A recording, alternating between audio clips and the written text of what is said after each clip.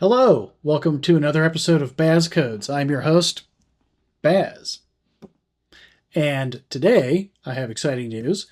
I have been working on adding support to my Apple II emulator, GSSquared, for the Sirius Joyport. Now that's S-I-R-I-U-S, Joyport. Now, if you don't know what that is, that was a device back in the day that would allow you to connect Atari 2600 joysticks to your Apple II. Why would you want to do that?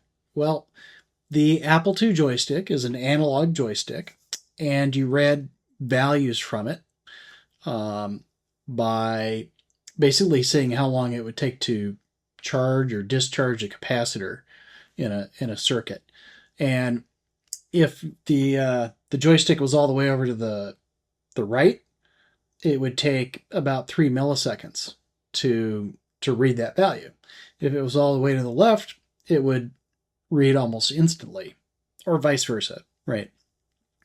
Basically, the amount of time it would take to get your joystick value depended greatly on where it was. And so there's games where, depending on where the joystick is, it gets noticeably slower. So that's one benefit of the Joyport, is that games using the Atari joystick, which is only switches, basically if you push the joystick up, it's a switch. So it's instant. It's just click, it's instantly on, and it's instantaneous to read. But of course, you only have 4 directions. So up, down, left, and right. Now, for a great many games, that's actually all you need. So there were, I don't know, looks like 40 or 50 maybe games from back in the day that took advantage of the Joyport if you had one. We're going to take a look at a couple of those. And, another benefit was you could do multiple joysticks. In fact, it lets you hook up 2 Apple joysticks, and it had electronics that were selectable from the game software to switch between the 2 joysticks, which the Apple II natively didn't have that ability. You could have 2 joysticks and 2 sets of XY coordinates, but the Apple II only had 3 fire button inputs. Typically, a joystick for an Apple II would have 2 fire buttons, so you could have, one joystick with two fire buttons and a second joystick with only 1 fire button working. The Sirius Joyport lets you work around that. Now, I don't know how many games supported that mode. In my experience going through old software here recently, it is not common, and it may not have been used. There's one game I can think of that it might be used in, and I'll have to check into that later. I didn't have time today, and I only have one of these, so that's going to limit multi-joystick testing for now. But what I've got going for now is I got this working. So let's take a look at the first game. And forgive my mouse, but my mouse is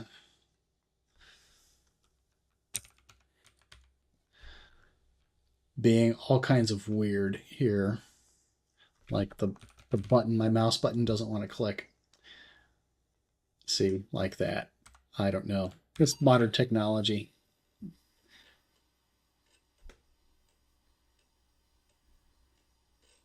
How are you all doing tonight? This is Miner 2049er. This was something of a hit game back in the day. So I'm going to turn my joystick on, and then I'm going to hit F6, which is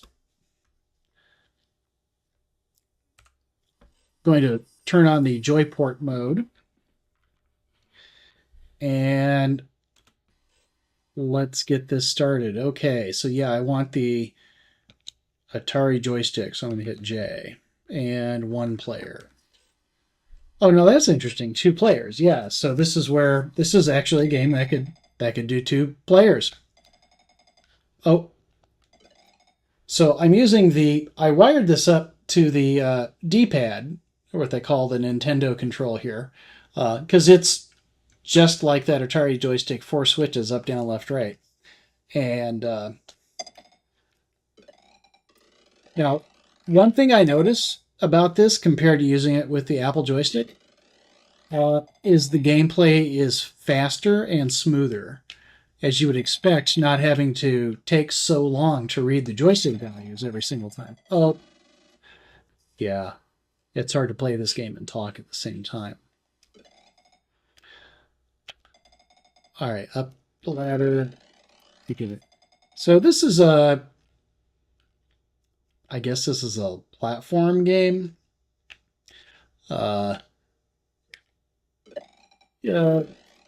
Donkey Kong-ish, but very different, really, from Donkey Kong. It's got, it's got ramps and levels and ladders and stuff, but aside from that, it really is very different. All right, there we go. Yeah, his little feet are just cruising. Look at that. It does not work that well in when you're using the Apple joystick. I mean, it's still very playable, but you can just tell this is like better. It's better. Now, if this was a game where I needed, um, to lose, if this was a game where I needed, analog precision, I need to point it at this, part of the screen or this part of the screen or this pixel, that's going to require that Apple joystick kind of thing. I guess the nice thing about these controllers is that when you take your hand off the button, you stay put. Whereas with the analog joystick, it wants to return to center. And so there's games where that's very awkward. Okay. We can all see that I'm really horrible at this game. Actually, I was better when I wasn't trying to talk at the same time.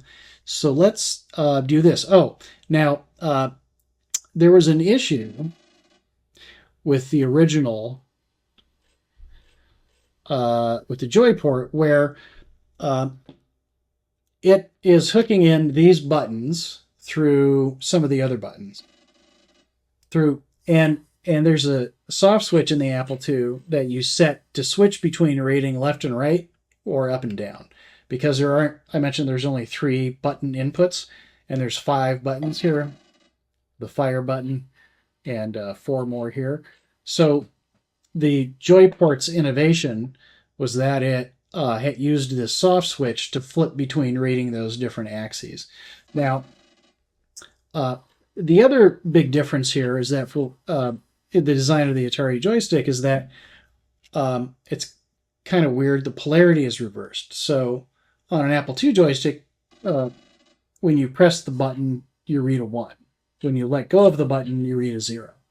On the Atari joystick, all of the button press senses are reversed. So it's a 1 unless you press it, and when you press it, it becomes a 0. Now, why am I telling you all this? Well, all of these buttons basically look like they're pressed to an Apple IIe, and on an Apple IIe, the open Apple and the closed Apple keys are wired to button 0 and 1, joystick button 0 and 1. So when you have a Joyport on a 2E, all of the buttons look like they're being pressed. And if you just hit Control Reset, normally on an Apple IIe with the Joyport attached, it will go into the self-test. And you will have to disconnect the Joyport in order to be able to do a Control Reset. Now, I got around that here. You can see Control Reset worked just fine. I got around that here by, on a reset, I suppress operation of the Joyport module for 1/10 of a second. And that gives the monitor ROM reset routine time to go through, read the read the keystrokes normally, looking for open apple, closed apple, and ignoring the reversed Joyport sense. So you see here, I've got it in the Joyport. I can control reset. I can control open apple reset. I can control closed apple reset, which goes into the 2E self-test. And so that works great, actually. Now, next game. This is one I don't actually really remember from the day. But it looked like a fair amount of fun. And we're all about the fun here, are we not? There we go. Okay. So this is called Boulder Dash by our friends at Electronic Arts, who, yes, were making games on the Apple II like back in '84.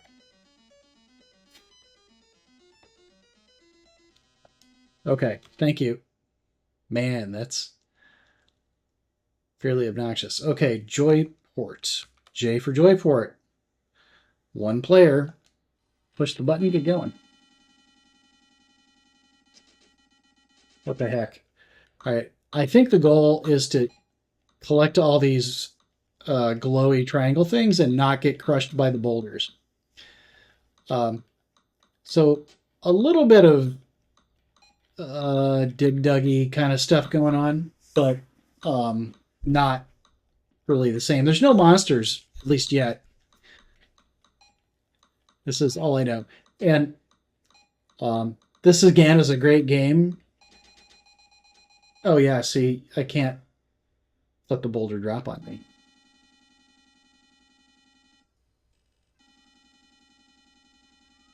I have 2 men left.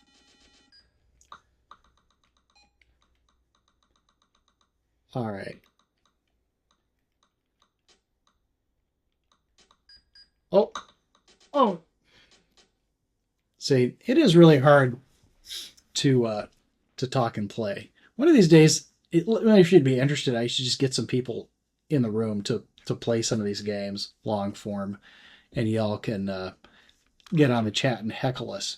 Does that sound like fun? It sounds like fun to me. All right. So, we got that.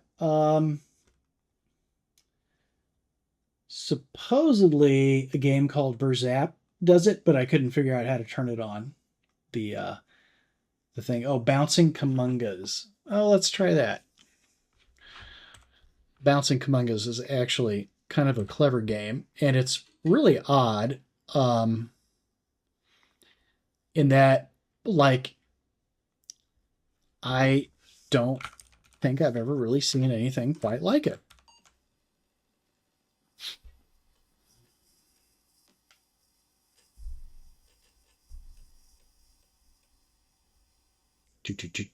There we go. And we get some Mockingbird sound effects on this. So this game's got all kinds of good stuff going on.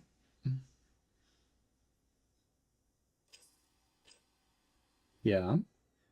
Okay, Tom Beckland, how do I turn on the...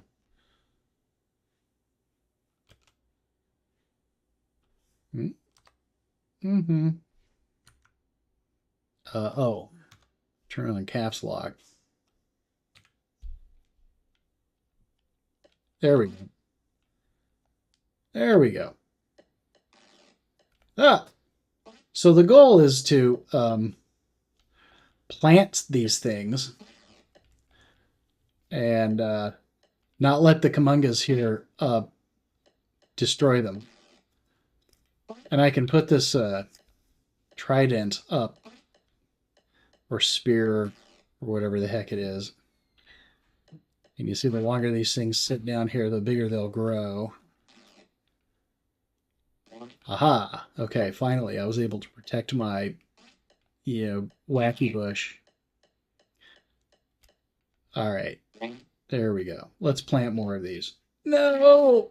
No, see, it destroyed my crop. I mean, they look so happy, but they're so evil. It just doesn't seem right. Okay, yeah, okay, there we go.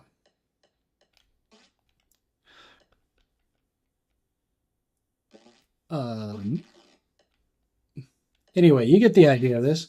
And, oh, and he's happily pounding me into the dirt because I forgot to poke him with the stick. All right. Well, have you ever seen a game like this? This is wacky, but it is kind of addicting and fun. What can I say? All right. Let's see if there was one more. Oh, yeah. Okay, we'll do that. That's cool.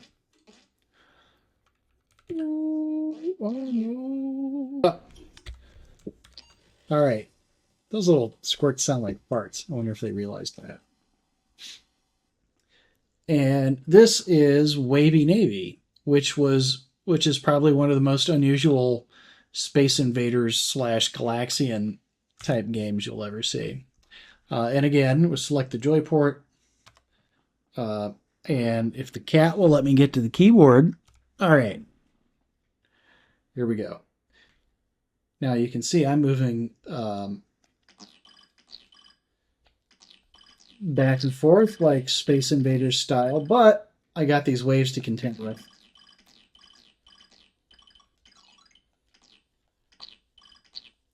On my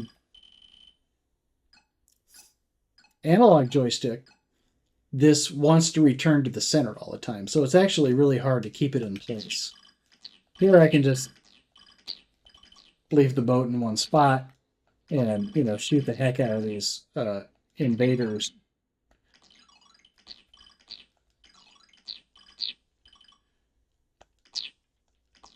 Oh, and I am toast. Wet, soggy submarine toast. All right. Come on, let's go.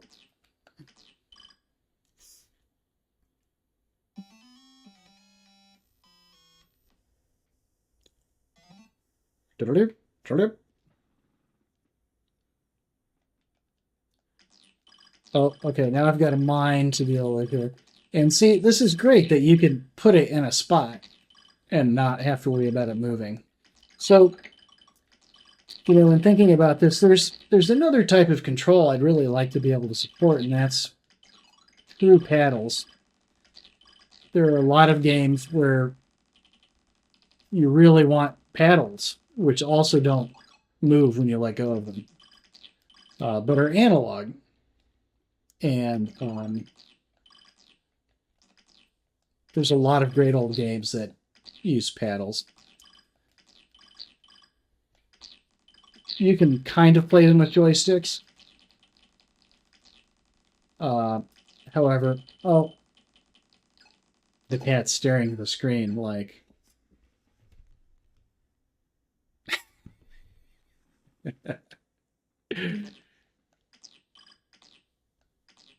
There we go.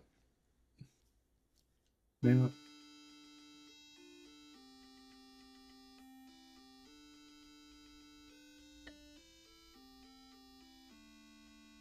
thank you for that invigorating sea shanty. Okay.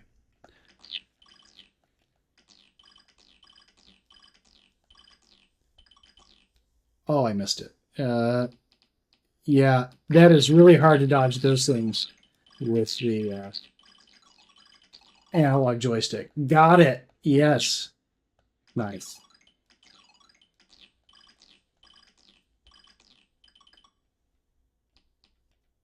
Okay.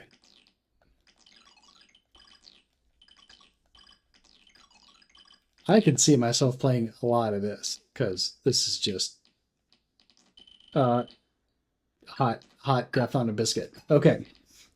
There you go. Got that Atari joystick right here. All right. Have a good night. And look for the latest version of GSSquared up at GitHub.